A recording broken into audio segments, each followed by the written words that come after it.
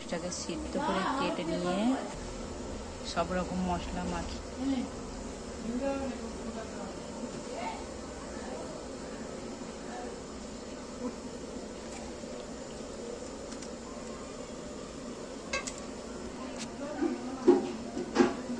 তেল দিয়ে দিলাম,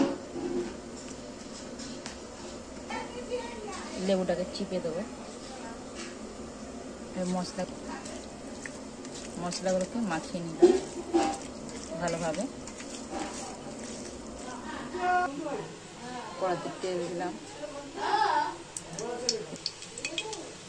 তেলের মধ্যে মশলা মাখানো মগজটাকে ঢেলে দিলাম,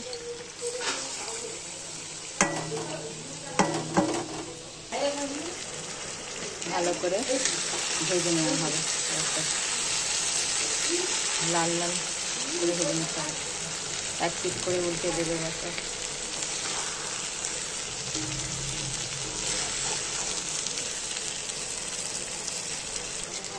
এইভাবে ভেজে খেয়ে দেখবেন, ভালো লাগবে।